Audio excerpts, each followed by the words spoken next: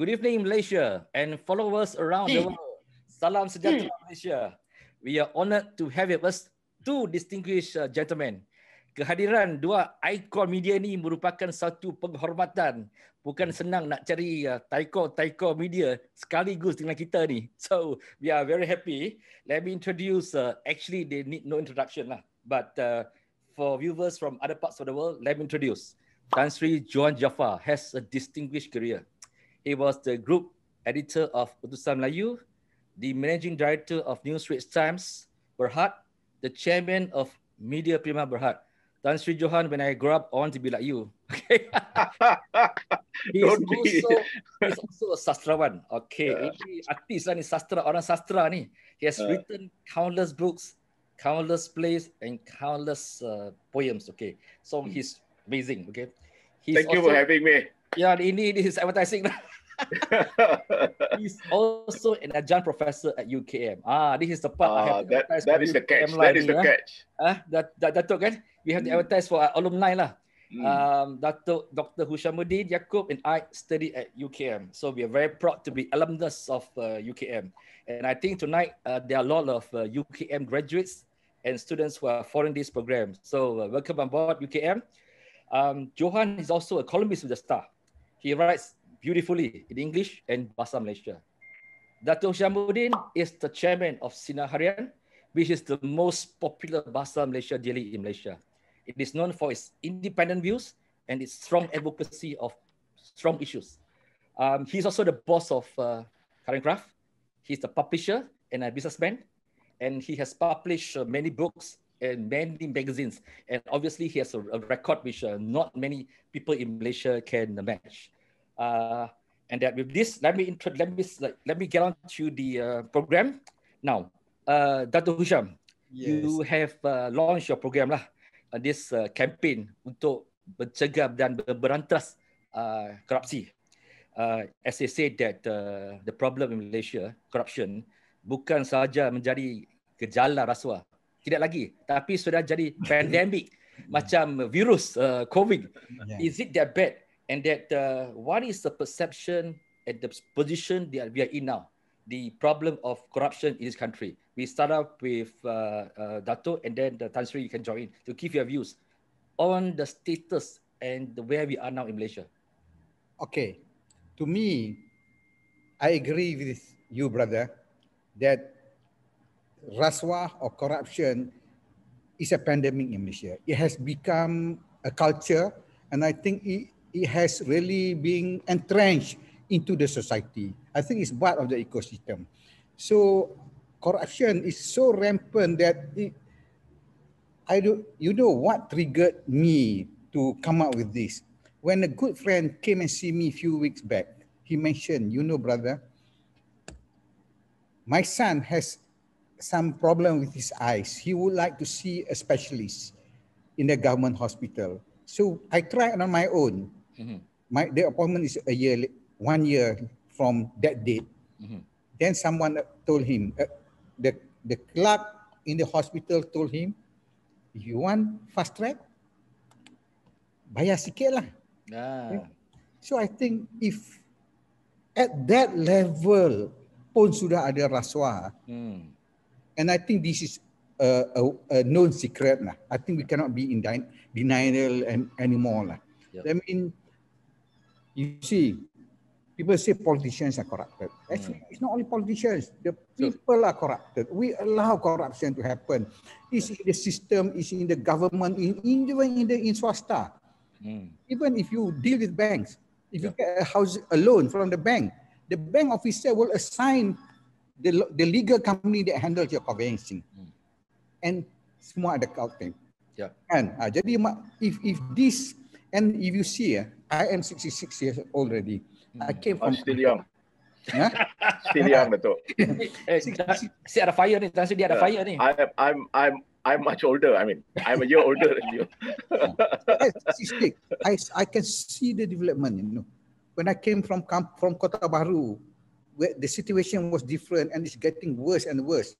So I think we have to really do something, because I think we keep blaming the politicians, but actually it's worse that allowed the system to to flourish. So I think it's high time that we, the people, must really own up and come out and really do something and stop, putuskan rantaian ini.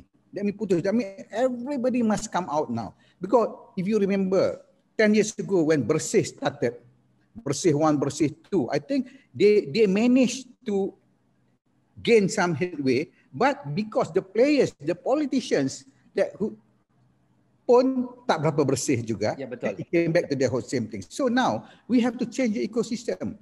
That's why I'm coming out with this strong campaign, because I want to. It's actually a call for action to the people, not to change the government or whatever, to change us first. We must change first. That means our attitudes towards corruption. That means our moral standard, our moral values. Because to me, I think the collapse of the moral values of Malaysians, because we allow, we complain. Yeah. I see some lawyers, they are so bising, complain, but they also pay the court clerks to get the files move fast. So that's why I think it's us. So we must come up. Everybody must come up. All the NGOs, Malay, Chinese, Indian, Muslim, or even you see corruption in masjid, in temples, in churches pun semua ada. I think it's an open secret. We cannot deny this. Kan?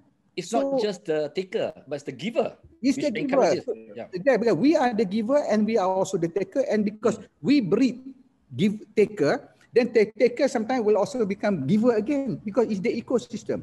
So we must putuskan rantaian. That means rasuah is the COVID. So the vaccine is the value system. Actually, what I'm pushing is we must bring back the value system that we brought from our kampung 60 years ago, 50 years ago, from Penang, from Muar, from Kota Baru, but it got lost along the way. But now, this is really a call to the general public. First time to me, why I am very vocal on this, because I think if we allow, say for example, election to happen this year, if we don't change, we don't have any reform, then the same group of jokers will go up. It's another corrupt government to another corrupt government. So now I think we must do something. We must, that's why if 2 days ago, I make a very strong call for all party members to start langgar dia punya party, change the leaders. That means the members must change the cawangan must change the division must change the bahagian. That means all along, so that at least we reform our hati, our soul. But the political parties must also reform. Put good people, not necessarily young. That means good people to lead, so that at least when we change the ecosystem, the politicians, then I think the government also, then Pak Lah, sorry, itu Tan Sri Muhyiddin, he has a moratorium, he has the best moratorium, God-given moratorium. The darurat is to me a moratorium given by God to him. So I think he's a devout Muslim, so he must answer to God. He must make sure during this moratorium, he must prepare structural reform for the nation, so that at least people change, party change, the structural reform, PRU 15, we change the government. I think it will be a better Malaysia, because now kita gaduh sudah banyak kuat. The Malays, among the Malays, the Chinese and the Malays. So now for me, actually my call is not only against rasuah, it's actually national reconciliation. Yes. Okay. Johan? Yeah, I can understand the passion that been shown by Dato' Hisham, and I agree with you, gentlemen. I think corruption is basically a cancer, and it has become a cancer in our society, and it eats away our entire faith. It eats away almost everything that we have hold on to. What we believe as sacrosanct. And the worst part is, I think, people's indifference. That is why Dato' Hisham has been arguing the fact that I think most people tend to take for granted what is happening. And the ecosystem is such that I think we tend to believe that, well, it is part of us, so what? That kind of thinking. So basically, I agree that the blame has to be on us first, because the people indifferent is basically the breeding ground for corruption to grow. unless we take a different perspective, a different point of view on this matter, I think we are heading towards some serious problem in the future.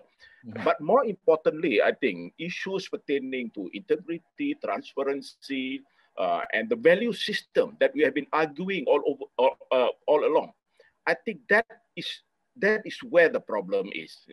So the values that been inculcated in all religion, in all belief, racial, among the races. So we have taken that for granted, and that is the saddest. Thing that has happened to us over the years. Gentlemen, you mentioned about the giver. So we know that corruption is not something that's new in this country. It's been there for a while. We are stopped by the mata-mata who hides under the tree, hides under a corner. And then, of course, when you are the guy stopped, that the police will say, so macam mana nak selesai kan? So the giver always said, bayarlah kon. And then that is where the problem starts, because if you have just taken the saman, okay lah, that's it kan?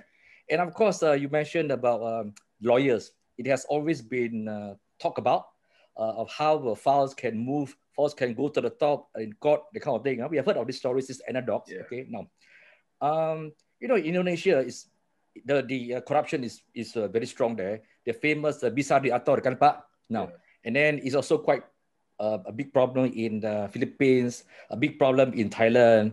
Now, do you think that in ASEAN, masalah rasuah ini has gone up very bad because of 1MDB? So previously, okay, ini in ASEAN memanglah, all this country ini memang ada korupsi. But because of 1MDB, the persepsi negara lain, the world has looked at Malaysia differently. Malaysia 1MDB. Do you think that this has aggravated the situation? Our reputation has gone really bad because of MDB. From that perspective, I think people believe that 1MDB is a new marker of corruption excellence, if you like. I don't like to use that word, but basically that is how people look at us. And that is, in fact, really, it is something for us to really seriously think about it. But more importantly, I think, we look at all the developing countries. We have that problem almost everywhere.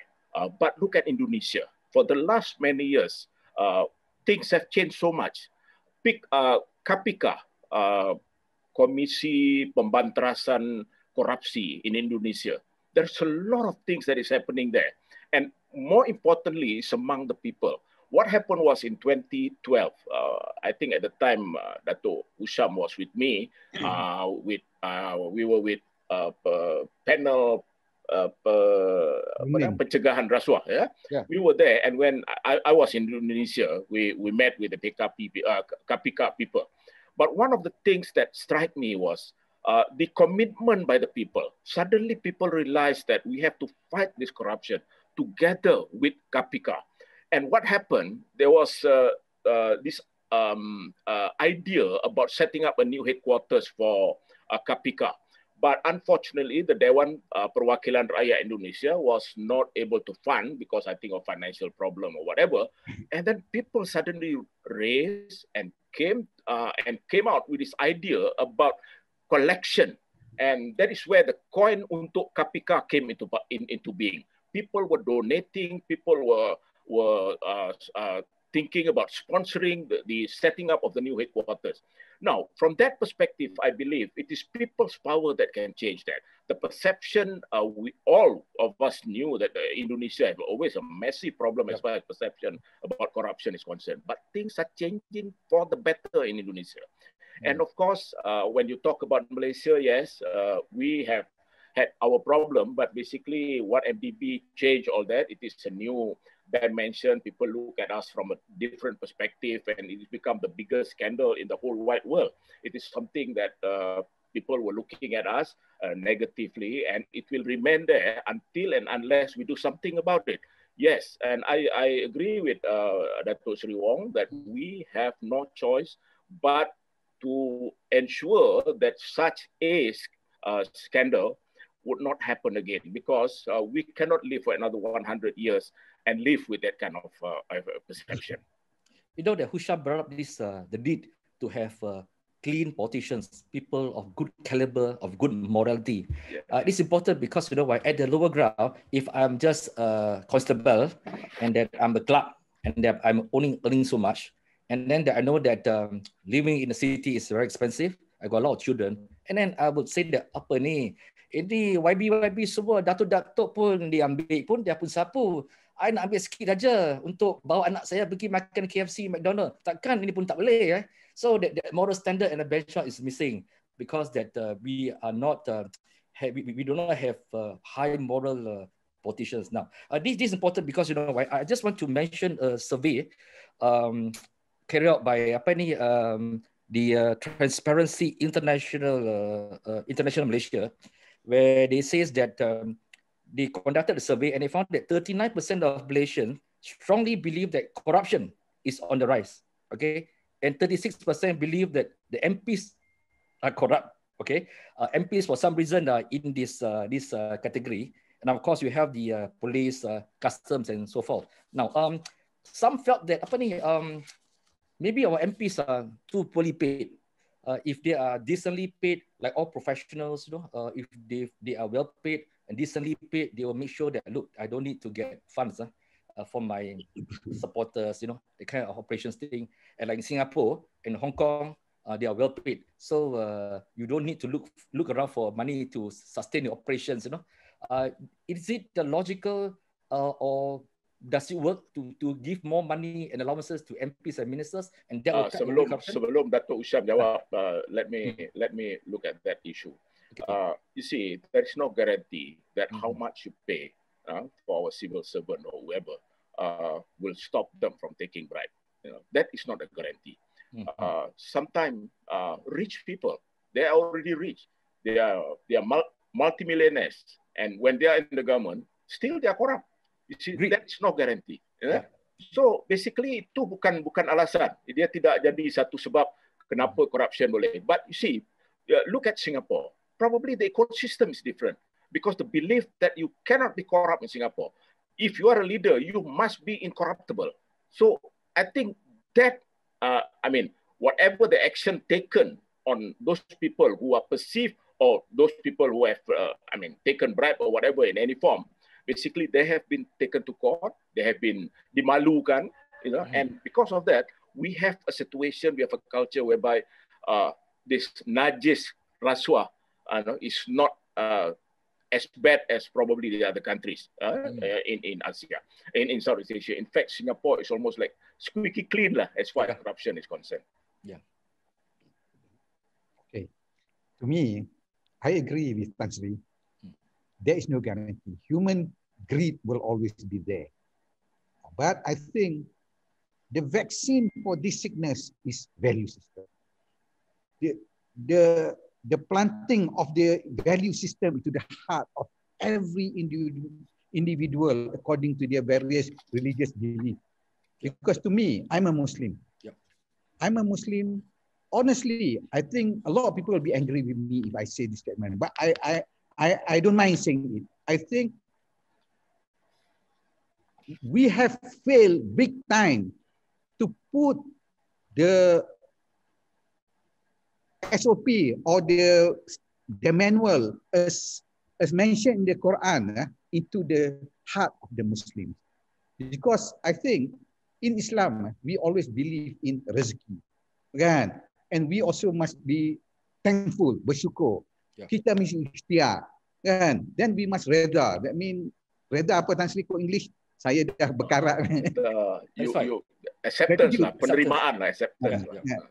So I think, because of the value system collapse, because the only controlling, because whatever law you put, nothing compares the human governance, the heart, the soul. So I think that's why I think if you want to correct this, we must correct the heart or the soul of the people first. Because for the past 56 years, because to me, 1 MDB is just the bomb that is just like COVID. So that we are sick, we have problem. This is the lockdown, but actually we have problem. We have big problem. The problem is integrity, ethics, honesty. Because I think if a person who reads Quran clearly. You can even shortchange the person if he buys 1 kilo of sugar. You cannot give him 998 grams. You must give 1,000 grams to the exact. That means you cannot take people's money and you cannot potong jalan. And I think Islam, I think is the only religion, I think that is so detailed. The way you want to face God pun you mesti ada protocol. You have to take the wudu, you have to follow the time, the procedures, and you have to follow the imam. And if the imam is not right, if his recital of Quran is not right, the makmun must tell him and he must back off. But it's not being followed. And now the imam is saying rubbish and we still follow. That's why they bring down. Now the imam is bringing us to Holland.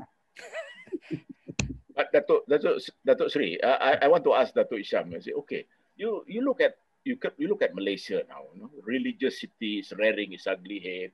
People were talking about dakwah almost everywhere. People were talking about good values, the fear in God. You know? But why is this happening?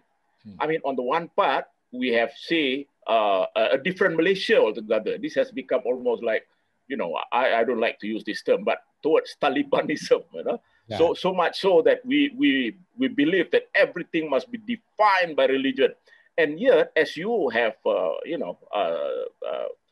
correctly argued, the fact that, you know, people have not inculcated in themselves the true teaching of Islam. What is happening? To me, it's like a marketeer who doesn't know his own product. Because a lot of our religious teachers, I think they themselves don't really understand the religion. Because in order to understand Islam, you have to go back to the basic manual. That is the Al-Quran. Al-Quran is the manual, way to move, way to prepare yourself to live and also to prepare for your death. And God prepared another layer, that is the exhibit, that is the Sunnah. But I think a lot of our scholars, they go and read other kitabs first. They don't really understand the Quran. So that means now you must go back to the basic book, because if you want to operate a computer, you must read the manual. Salah kitab lah ni.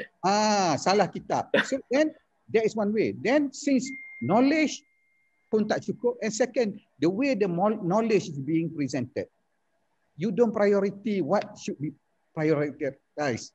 Jadi maknanya yang remeh dibesar-besarkan, yang besar diremeh-temehkan. So the way the Quran being transferred into the heart, into the mind, ada problem besar. So I think if you see khutbah, every Friday, some of people like me, I'm 66, at least I have attended 55 years of khutbah. If it hasn't changed me, it's maybe something, whether my heart is made of stone or hardened, or something is wrong with the khutbah. So we have to revisit that. We have to revisit that. So I think because a lot of teaching sometimes they are rhetoric, substance tak ada lah. I know the religious people will be very angry with me, but to me, I am really prepared. I came this far. And I have nothing to lose, no turning back. This is your jihad lah. I think that it transcends many religions also in this country, not just Muslim and Islam, because of course for Muslims you have this khutbah and of course this ceramah now and then. Okay, now the question here is that how much we have become a very religious country, very conservative, have increasingly becoming conservative. Okay, so from the Muslim perspective, of course, is that most of them are civil servants, and most of them are politicians, and of course they are very important audience for this imam and ustaz to talk about corruption. But also on the other hand, for non-Muslims, you have Christianity, you have Buddhism. This is where most are non-Muslims and non-Malays are not in the civil service, are not in politics, not the majority at least. Okay, so this is where you have the giver part. Okay. How many of our monks, how many of our priests, and how many of our pastors actually talk about to their congregation every Sunday or every other day, do not give. Yeah. So you have one part, do not take. I want to correct you, brother. Can I interject? Sure. among the non-Muslim, there are also takers a lot in the corporate. I know in the purchasing department, in supermarket, they are all rampant. But because they are not holding public office, orang tak bising lah. But that's why I say this has become a pandemic, a sickness. So that means our religion has failed. Yes. That's why my call is for all religion. Our religion has failed to make us better. That I think all religion must revisit all the teachings again. Maknanya you cannot give and you cannot take. Because now, why we talk a lot about government servant? Because they are government servant. But in the corporate, it's happening everywhere at almost all levels. Corporate corruption. Corporate and it's bigger scale. In the housing development, in almost everything. So I think we cannot be in denial. We must bring this out to the open. Now it's high time for everybody to move and correct before our cucu or our grandchildren ask us in the other life. Grandpapa, why you did it? Why is it that I was just thinking? Why is it Malaysia is basically a very middle class country. We are very blessed. Okay, we don't have a natural problems. Okay, and natural disaster we don't have, and basically leads a very easy life. Why is it that we cut across all religion, all races? Why is it that it's never enough for Malaysians? Okay, that we must be corrupt. We must have this little extra, the extra push to get things done. We're impatient. We need the file to go up. We need to pay someone to get it done, to let you go off. And that we need things to be done faster because we're impatient. We want to have something better. It is never enough. Why are we in this situation? I guess to be endowed with riches, to be successful in life is part of the Malaysian dream, which is good, you know. But the other thing is we also must remember that we always look at the other person. Why is that they are more prosperous than us? Why is that they drive a better car, live in a better house? And we always use the reference as why is that those who get involved in politics are basically more well off than the lesser mortals. So, and then we start to make our little calculation in the head. What is that they have that we don't? You know, we came out from the same school, we came out from the same university, we were basically started like everyone else, but someone is more fortunate than others. So I guess, you know, in the entire thinking at that moment is basically probably they are more successful than us, you know. So how are we going to get to that level? So there are many ways of doing it. So one of the ways is probably is a shortcut lah. And one of the easiest ways, of course, to be corrupt, you know, so that you can live like others. If people drive a good car, you can drive a good car, but people forget that the other guy who's driving a good car, probably they have worked the last 30 or 40 years, you know, in business or whatever, and they have gone through failures and everything. But you see, for some people, this is the shortest way to get whatever their Malaysian dream is all about. So I guess eventually it is the ideal that if people can do it, why can't we? If people can succeed, why can't we? Which is good, you know. Envy, in a way, can be looked at from a positive point of view. But unfortunately, we live beyond our means. People tend to live beyond their means, and as a result of that, they have no choice but to take the shortest possible way to achieve those dreams. Dato', since you launched your campaign and in Sinaharian, what has been the response, and what are the steps, the langkah-langkah that Sinaharian hopes to take to carry forward this movement, so to speak? Okay, Alhamdulillah, I think the support was overwhelming. I received a lot of calls from people linked to the Istana, who just came out from the Istana office with salam from Tuanku, and from ministers, from leaders, from religious leaders, from, they say, we are waiting for something like this. So what we would like to do after this, we will set up a secretariat where, because to me, this must become a people's movement. Correct. Untuk oleh rakyat untuk rakyat. It's a movement, but we are not taking over the government or we are not taking the street, but this is a mental revolution. It's a moral jihad or moral crusade. Moral crusade where we would like to call all NGOs, all organizations, all media to come up and do a big campaign to clean ourselves, to bust the tolerance within us for the rasuah and instill back the moral. That's what the hashtag we are using is nilai moral character bangsa. Nilai, that means the values, moral, character, that means the nation that has character. Yep. That means we will drive it. We hope that all these organizations will go back to their people. That means NGOs go back to family and impress upon the family that we must flush out this tolerance for. Then second level is we will be pushing so that all organizations, NGOs or parties must change. That means there must be a rejuvenation. That means I'm going to be very vocal to ask all the seniors who have been involved since the 70s. Please give way and guide the young people, not necessarily young, but new people to come out and lead the government, the parties, and change. For example, DAP has to change.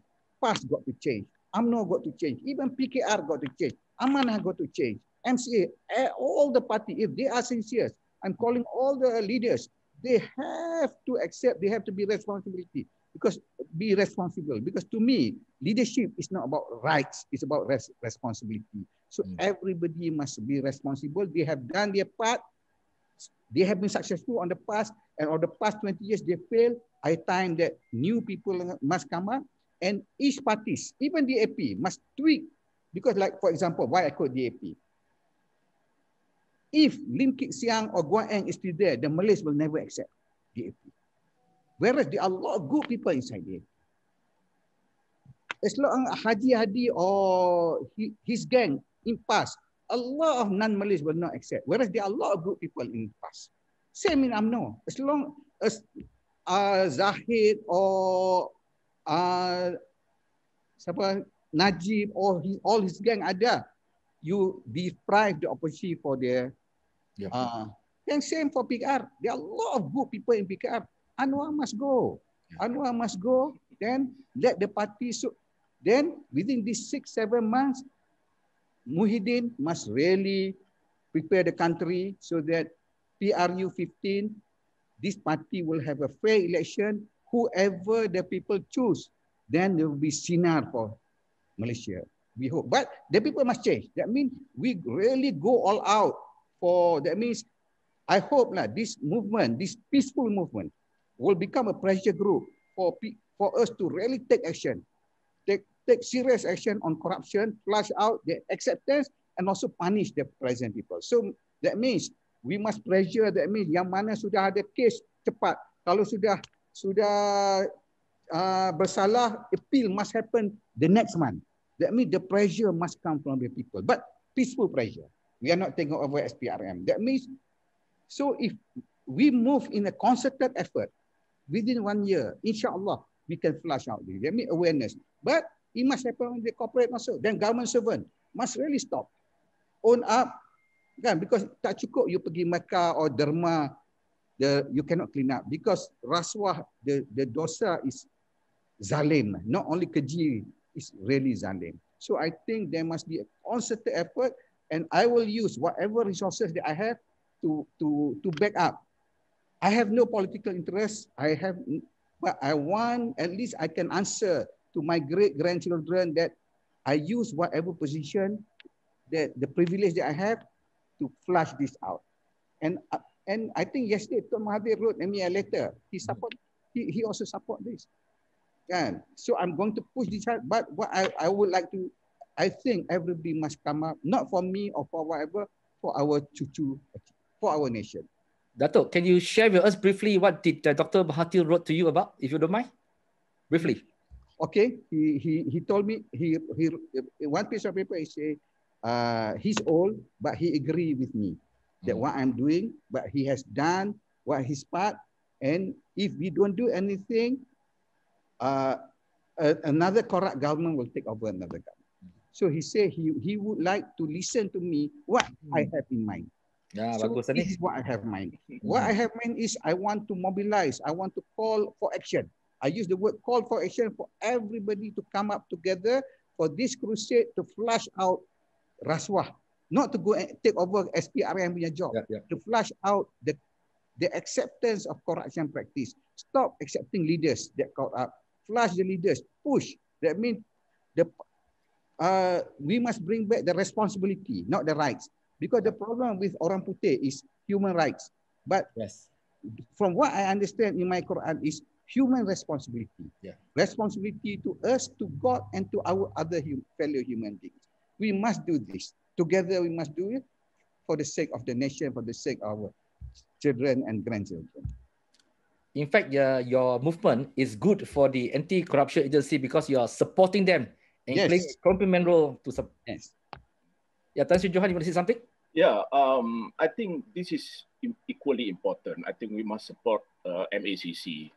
They have done their job, and you see they are under a lot of, a lot of people are not too happy about what is going on. I think it is incumbent upon us to support them. I think what Dato' Isham and his initiative through Sinar Harian, what you guys have done, I think it is as to supplement what MACC have done. In fact, I reckon all the other NGOs which is, associated with matters pertaining to corruption, Transparency International, Corruption Watch, they have to play this role, and NGOs must play this role. And we must also remember that the political will eventually, it is critical for the success of any initiative. We can make a lot of noise. We can galvanize the support of all factions and various NGOs and individuals, even the rakyat. But eventually, if the government of the day is not supporting the initiative, we will not go very far. So we have seen that before. And for instance, I would just remind us all about what happened to Kapika at one point. You remember there was this, the head or the Pesuruhjaya of Kapika by the name of Ansari. He was one of the best Pesuruhjaya ever in the history of Kapika. What happened to him? And a lot of people are not too happy about it. And he was even charged in court as a complicit to a murder case. And what happened to, for instance, Abraham Samad, for instance, back in 2012, he was one of those people who are feared in Indonesia. He did his job without fear and favor. What happened to him? He was removed. So you see, my belief is we must support the MACC as well, in order to make sure that we achieve what we want to achieve, and to make sure that the initiative taken by Dato' Isham and his gang become a success, and to make sure that this is truly a people's movement. And we must be behind, together we must be supportive of what MACC, Dato' Sri Azam is doing now. So basically that is the thing that I believe it is important for us. I think if I may add, launching this movement is very good. That the tough part would be when it comes to challenges would be to sustain interest in it, because all this will take a long time, and to keep it going, it's not just resources, but to sustain the interest. And I think that there'll be the challenge of Sinar Harian, and that I really hope that this movement will take off slowly but surely, and that will have the support of all the layers of the people of Malaysia. Now, we have done more than 35 minutes. Can we have a closing remark by the two gentlemen here to wrap up this program? Azri? Dato' Isham first. Okay. Okay, thank you very much, Dato' Sri. To me, I think, I know this is a very tall order, very tough job, but I think at least in our lifetime, we have this opportunity to start something that to be continued by the others. But the most important thing, I think, this is a wake-up call for everyone, each and every one of us, irrespective of our race, religion, ethnic group, or whatever. Because I think Malaysia, we have to go back to, we are blessed. We are multiracial, multi-religious, but we have Rukun Negara to unite us. That means this movement will be guided by Rukun Negara. Yeah. Then the 5 principles of Rukun Negara will be closely followed, so that I think it's high time that we unite this nation.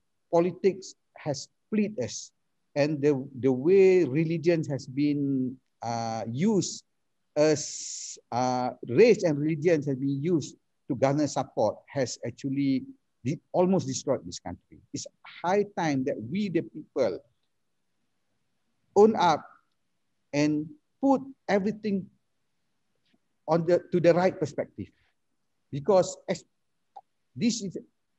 Malaysia is majority, the population, I think, are Muslim. Yeah. The leaders, most of them are Muslim.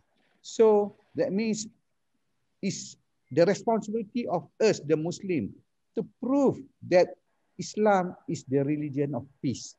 And I think it's clearly stated in Al-Quran. Racism is not part of the religion. There is no racism. Tak ada perkauman, tak ada race dalam Islam. So I think we have to, and Islam tolerates. And if you go back to Piagam Madinah, I think Tan Sri can highlight on that. Piagam Madinah, Prophet clearly said the rights for other, that means we have to live together. So I think we have to bring back to that spirit, so that at least we rebuild Malaysia, put on the right perspective. So that's why I call for this reformasi, minda, reformasi moral, and national reconciliation. Cukup-cukuplah berpolitik. Kita sudah over politik. High time to us, the people, to stop these politicians and to destroy our life. I think Datuk, that the sentiments of most Malaysians lah, kita sudah meluat ni, meluat dah. So let's do it together. Cukup lah. Let's do it together. Kan? Let's support this movement. I have no interest. Kan? We do it for Malaysian. Okay? Thank you. Sri? Back in 1968, Professor Syed Hussein Al-Atas wrote a tome, a very important book, The Sociology of Corruption. That was in 1968. You see, basically at that point of time, corruption was not that complex. It was a simple thing. We are not talking about hundreds of millions of ringgit involved, or not even billion. You know, these ideas about billion of ringgit is basically a new concept. But what is important at that point of time was that he was arguing about the necessity for us to really look at corruption, because corruption will destroy us. That was in 1968. And we must always remember this, that corruption is not functional. Corruption is like cancer, and it will eat up the resources and almost everything on its way.